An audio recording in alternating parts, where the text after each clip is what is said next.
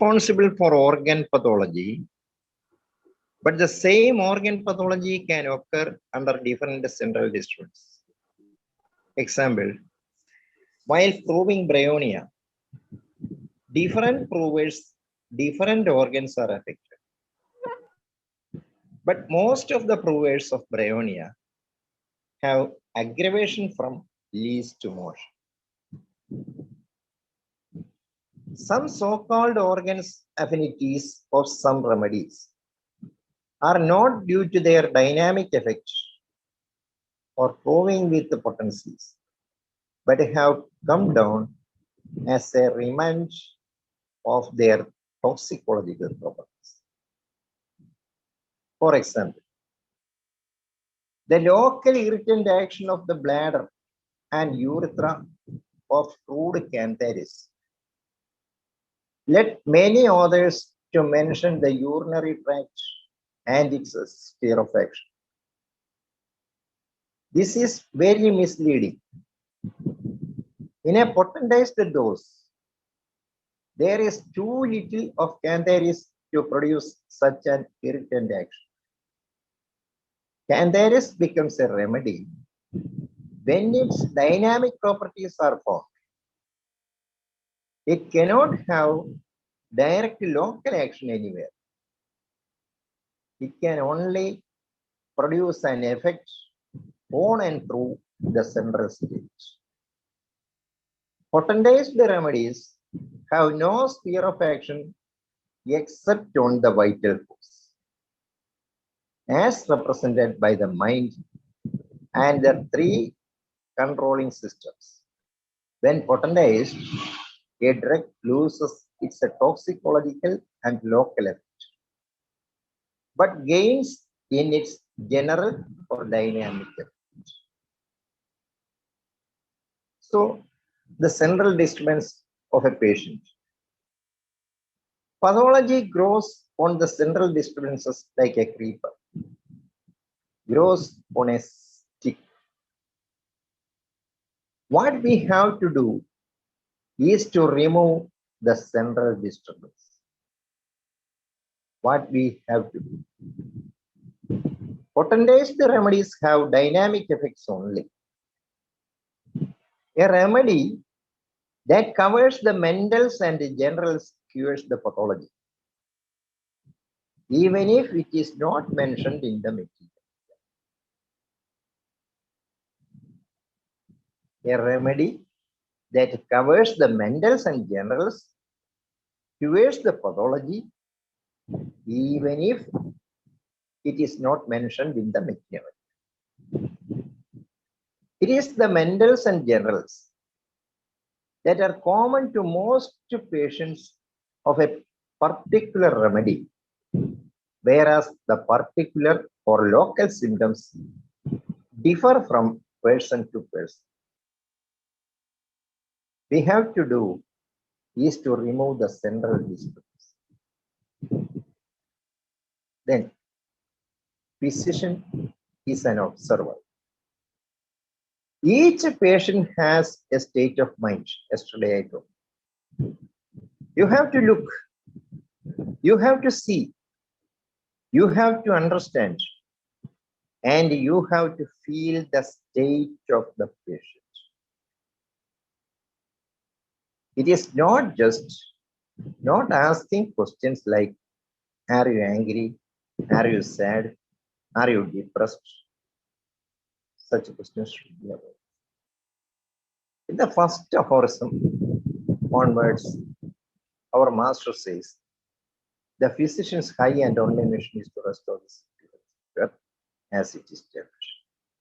On the second part, he says, the highest ideal of cure is rapid, gentle, and permanent restoration of or removal and annihilation of the disease in its whole extent. In the shortest, most reliable, and most harmless way, on easily comprehensible.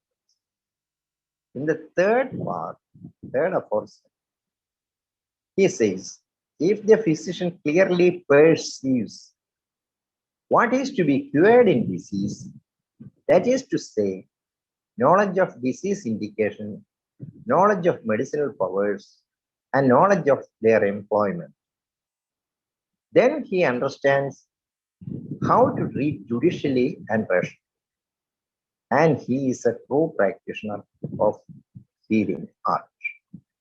Then a question arises. What is to be cured in disease?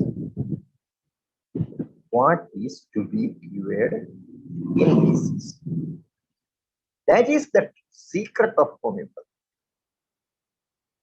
It is the central nervous disturbance that has to be cured in disease and not the pathology.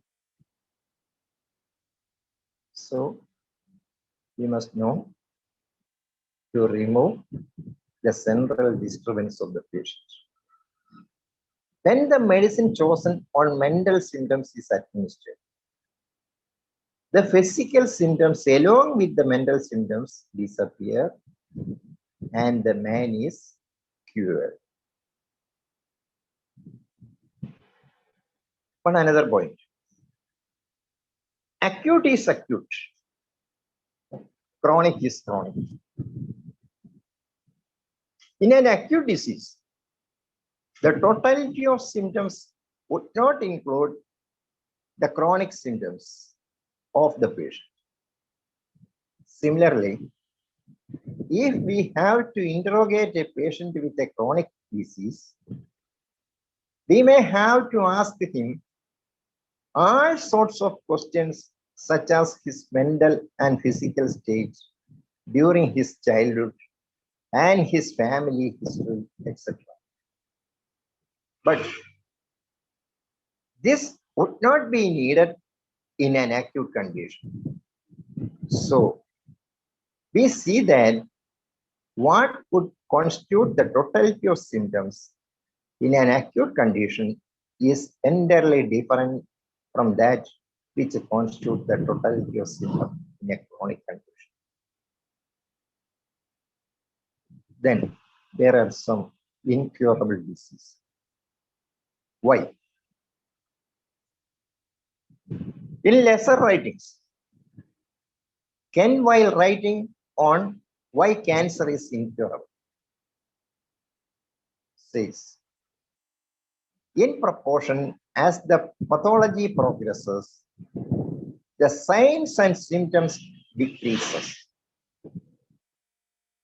This rule is also applicable in diabetes, tuberculosis, Bright disease, etc. One more point. Patient cannot explain. Whenever the patient cannot explain his symptoms, its character, its likings, and aversions, it must be borne in mind that the syphilitic stigmata is behind. Whenever the patient cannot explain his symptoms, its character, its likings, and aversions, it must be borne in mind that the syphilitic stigmata is behind. Then, while a patient is narrating his symptoms, while narrating a symptom, if the patient uses frequently the word I, suppose,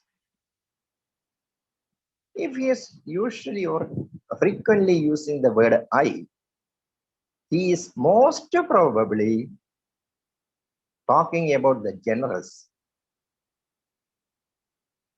And whenever he uses the word my, he is talking about particulars. Then, case taking. First of all, person's mental conditions, for example, his emotions, cheerfulness, sadness, melancholy, anger, phobias, or fears, etc., should be noticed from the symptoms of man we get a picture which show as the patient's personality. It will strike the nucleus of the disease. Secondly, which are related to one's entire body, his blood and his fluids, hormonal changes, sensitiveness to change in weather. Then the mental symptoms relating to menses are important, such as a lady becomes anxious, irritable, suspicious, BP before, during, or after menses. But if she gets a dream constantly, then that would become the symptom of highest order. The next important symptom of man, that mental symptom, are desires and aversions of each patient. One should never miss the mental symptoms, whether in an acute or chronic disease. Then there are more than 40 varieties of symptoms. It alone, if I am trying to describe it, it must be a one-day class. So I am not going such a description. There are more than 40 varieties of symptoms which we should study in detail. So I am skipping from there for the time being. Now, I am going to describe the point, giving you a points on disposition. The disposition is a genetic trait that individualizes a person. So, each and every trait of a person is a representation of himself, and the most important of all is the disposition. In Organon Aphorism 220, our master says, the state of the mind and disposition accurately observed by the patient's friends and by the physician himself. We have thus constructed the complete picture of the disease. Disposition of the remedy. That described in Aphorism 212. Every remedy has a different state of disposition. Each remedy produces a stage. Yesterday, I told you, every patient has got a mental stage. Today, I am saying that each remedy produces a stage. If we understand the stage, we will find that there is only one remedy which produces that stage. That's an important one. If we understand the state of the drug, we will find that there is only one remedy which produces that stage. Each remedy has a peculiar state of mind which is characteristic to it. So there are so many varieties of dispositions. 3 varieties. That dispositions are mental, general, and physical. That is the classification. These 3 dispositions ought to be considered to the totality while make up a true constitutional simile.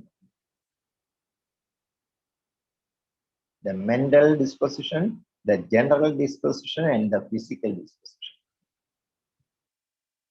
These three constitute the totality of constitutional simile. Then, mental disposition. If a person is disposed to get angry, that is angry disposition. If a person is disposed to be fearful or frightened easily, timid disposition.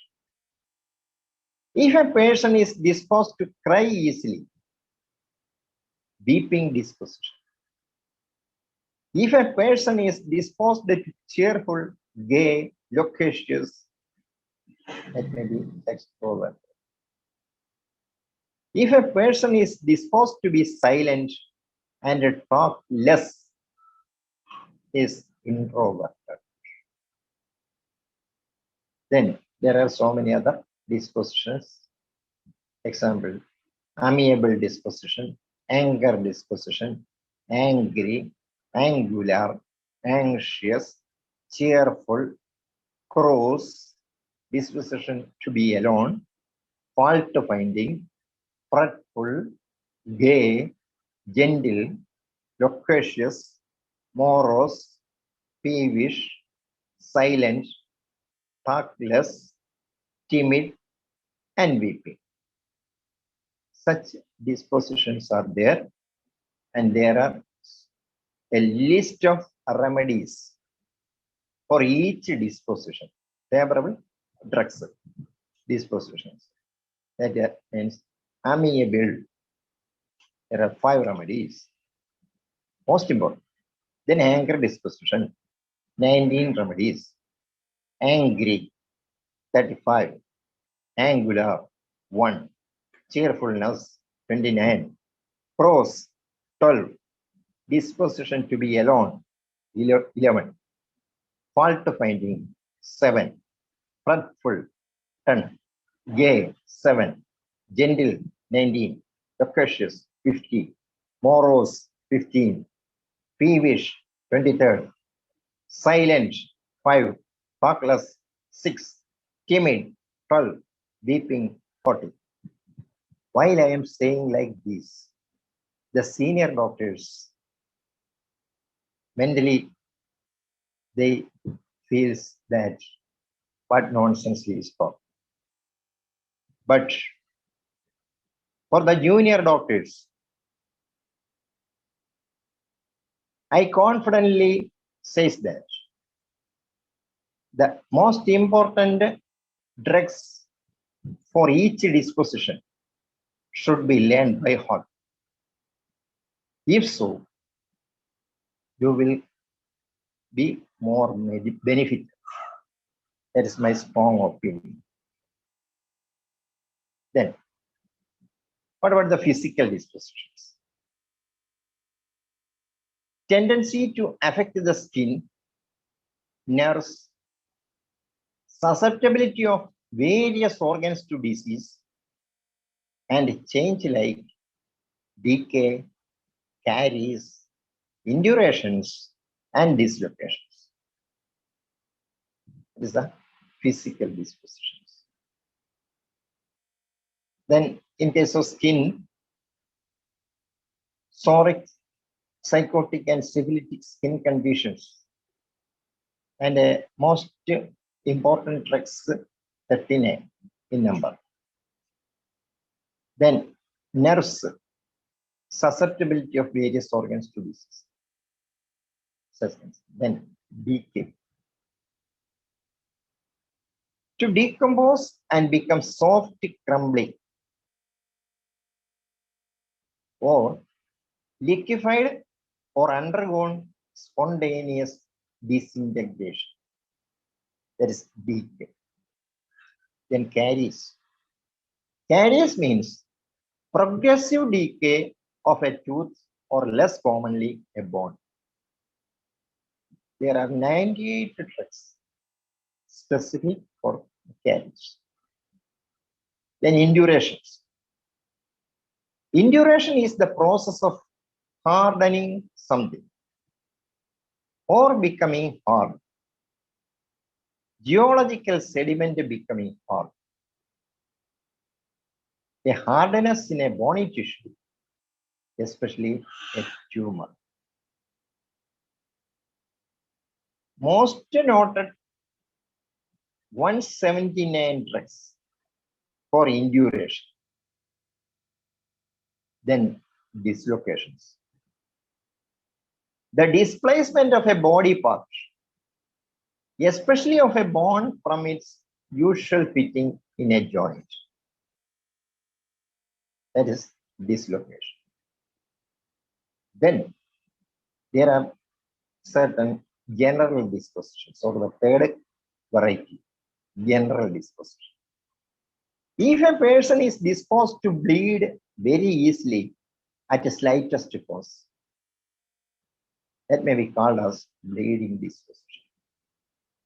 Even various constitutions are disposed to be affected on left side or right side, the side of the body. Then a person may be chilly or hot. These things also should be considered as the disposition in general.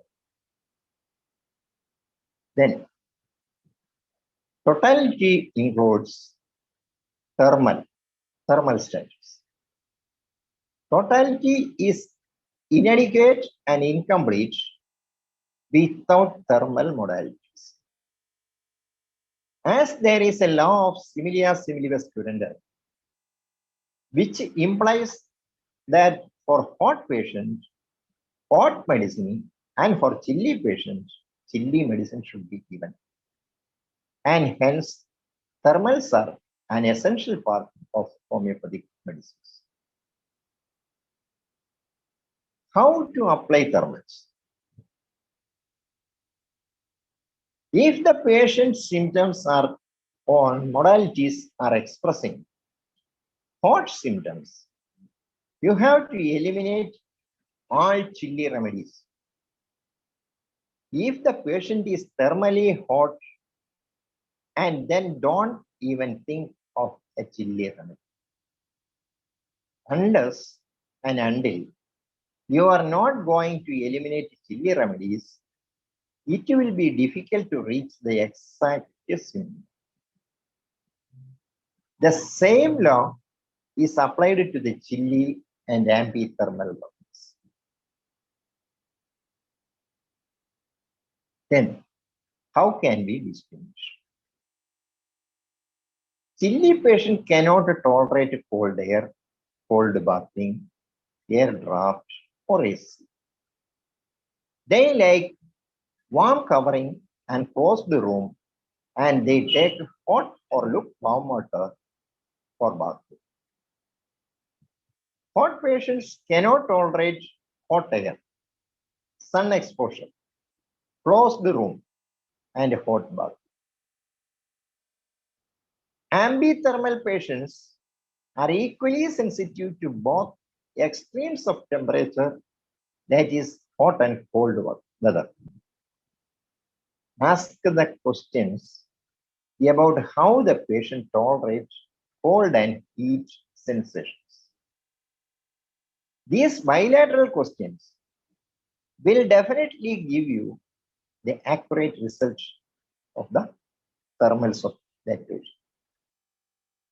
Then there are 141 chilly remedies, well marked chilly remedies. 141. Then 34 ambithermal remedies are clearly different. And there are 110 hot remedies, well marked. Now, there is one more point about miasms and Graug's constitution. The hydrogenode constitution is characterized by an excess of hydrogen and consequently of water in the blood and tissues. Hydrogen constitution characterized by an excess of hydrogen and consequently of water in the blood and tissues. That is psychosis.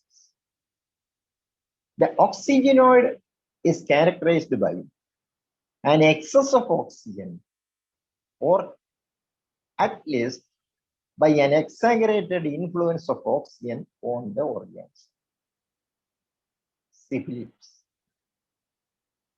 Then the carbonatrogenoid, that constitution characterized by an excess of carbon and nitrogen. That is in Sora. Now, one point, modern science and miasm, the relation. The inflammatory and the irritative pathologies seems to emanate from the physiological defects.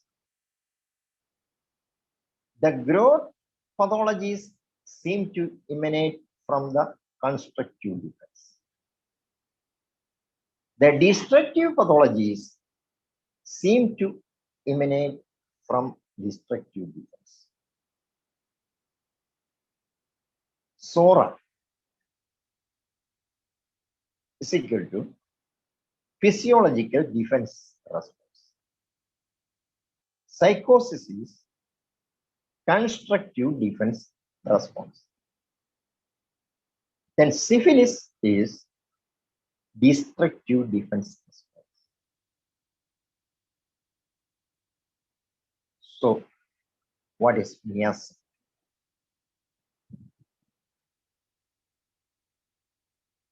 Miasms are disease-producing power which are dynamic in nature.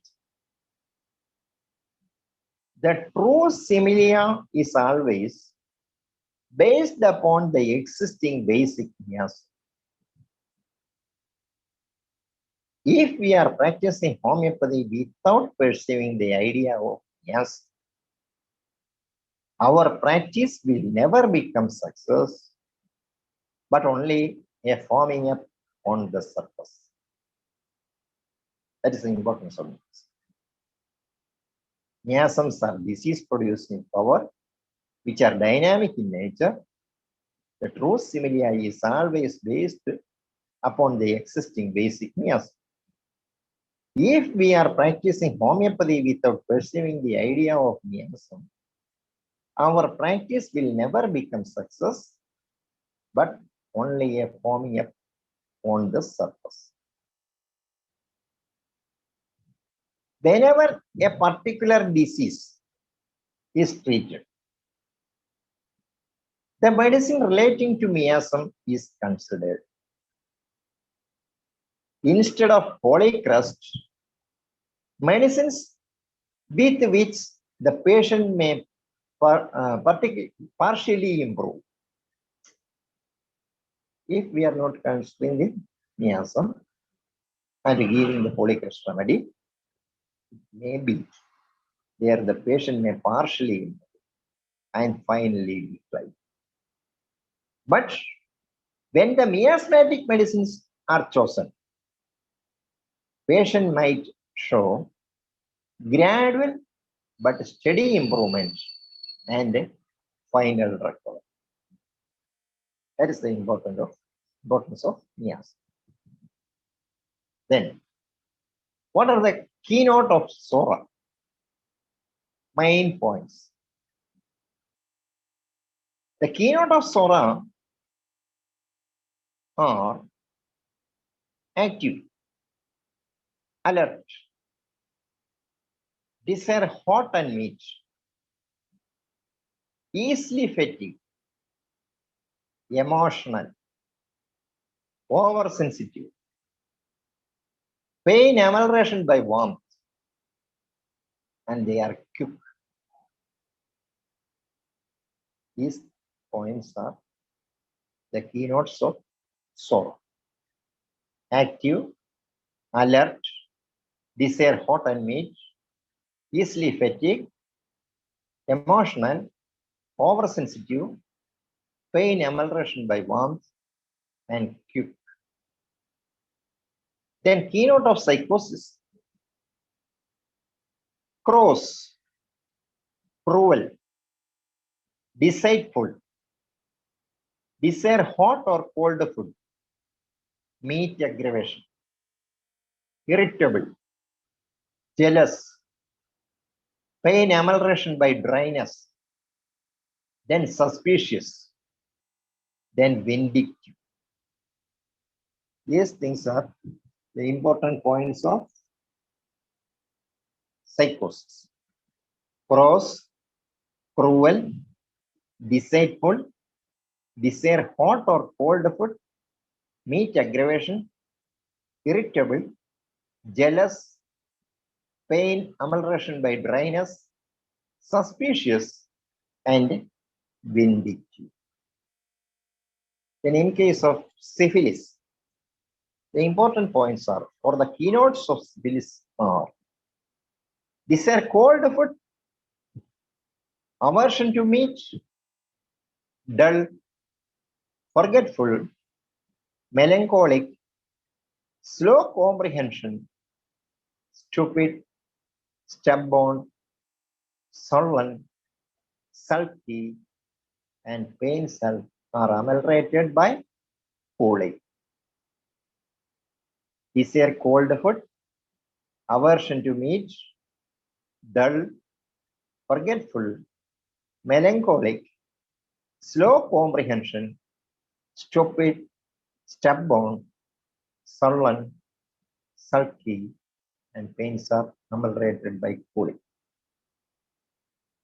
These are the keynotes of each miasms. Then there are so many differentiating points with each of the miasms. Soric fear is manifested by oppression and anxiety. The psychotic fear is manifested by outward expressions. And in case of syphilis, it is expressed by anguish. So soric fear is oppression and anxiety. Psychotic is outward expression. Syphilitic is by anguish. Then soric symptoms are aggravated in morning. Psychotic symptoms are aggravation when the weather changes, and syphilitic symptoms are generally aggravated at night. Then weakness of memory indicates Sora. Absent-mindedness indicates psychosis. Forgetfulness shows syphilis. Next point, all the hypos are sorry. All the hyper are psychotic. And all the dysfunctions, are syphilitic. All the hypos are sorry, hyper are psychotic, dys are syphilitic. Desire hot food and meat, Sora. Desire food hot or cold, meat aggravation, psychosis. Desire cold food, aversion to meat, syphilis. Then pains of Sora are relieved by warmth. Pains of psychotic are relieved from dryness. Pains of syphilitic are ameliorated by cooling. We can differentiate these three miasms. Then unhealthy skin with burning and itching indicates Sora. Unhealthy skin with burning and itching, Sora. Oily skin with a thickly oozing and copious perspiration. Psychotic. Oily skin with a thickly oozing and copious perspiration. Psychotic. Then ulcerated skin with a pus and blood. That is syphilis. Then carbonatrogenode constitution is Sora, hydrogenoid is psychotic, and oxygenoid constitution is syphilitic. Already told. Then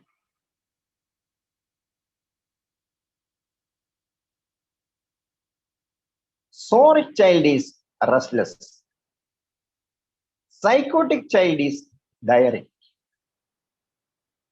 And syphilitic child is convulsive. Soric child is restless. Psychotic child is diarrhea. Syphilitic child is convulsive. Then aversion to people. Sora. Narrow-minded. Psychosis. Desire to be in solitude. Syphilis. Hypotension. Sorry. Hypertension. Psychotic. Irregular BP. Syphilis. Then Sora is ameliorated by crying or natural eliminative functions. Sora is ameliorated by crying or natural eliminative functions. Psychotic is relieved by abnormal discharges like leukorrhea, coryza, etc.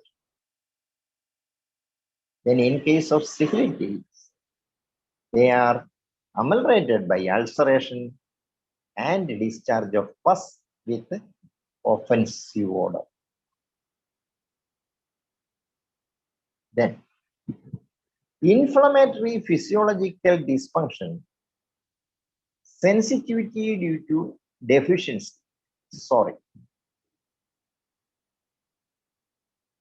eczemas, rhinitis, bronchitis, gastroenteritis, urinary tract infections, non-gonorrhea. These are indicative of a person in a soric phase. The diseases type where there is accumulation, thickening, growth, tumors are due to psychosis. People having warts, callosities, and other excretions are pointing towards psychosis. The disease where there is distortion, perversion, destruction, and are generally syphilis. Through these points, we can differentiate each of the miasms. Then there are so many rubrics pertaining to in the list. Each miasms covers so many rubrics. I think that the senior doctors are very familiar to identify the rubrics of each miasm. But the juniors must work hard to differentiate the miasms by themselves.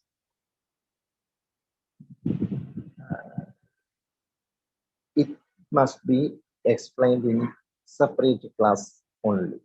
Then only you can understand the meaning. This type of general webinars, it cannot be described. So, yesterday and today, I have thrown so many points. What we must know and consider while treating the patient. There are so many methods. Just like their combinations, mother tincture prescriptions, multiple medicines, and partially similar medicines we are giving. Even the year of experience to each doctors, maybe half a century, but they are not properly, most of them are not properly in their daily practice doing some easy methods.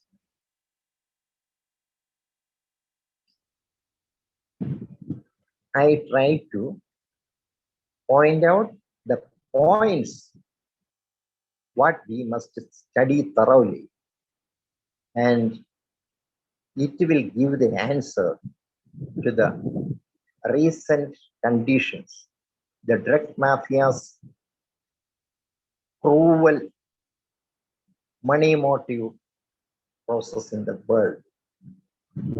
Actually, virus or bacteria or fungus or any other organisms are causing. Okay, but the more or less, I think, whether I may strongly believe the death happening behind these viral attacks is by misusing, mismanagement of the antibiotics.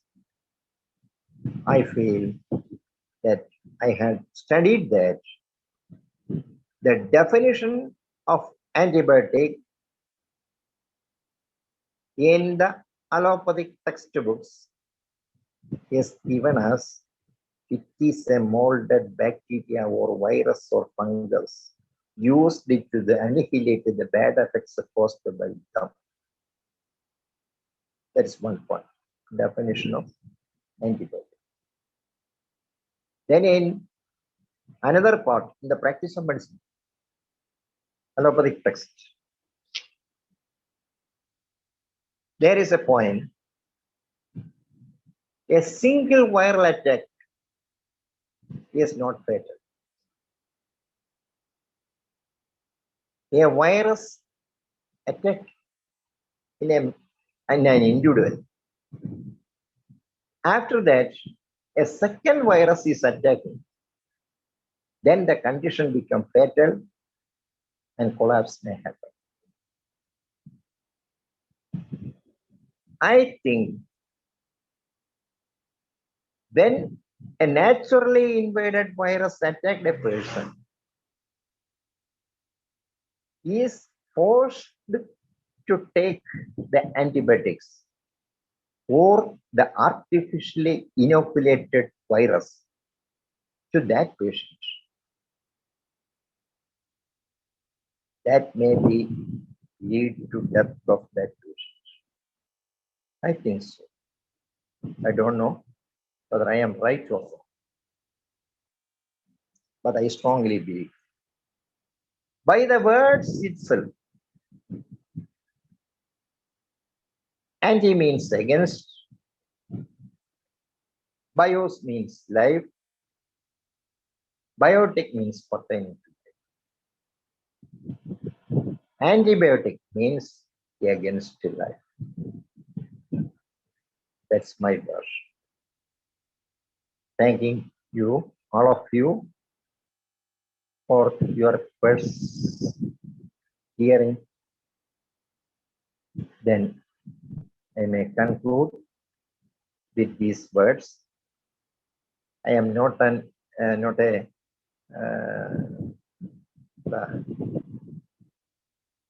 not so much studied person. I am a beginner. I am a student since the 45 years. I am ready to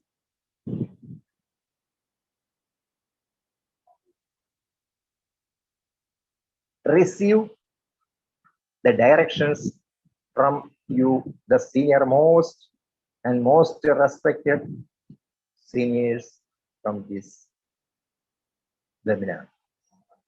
Thank you.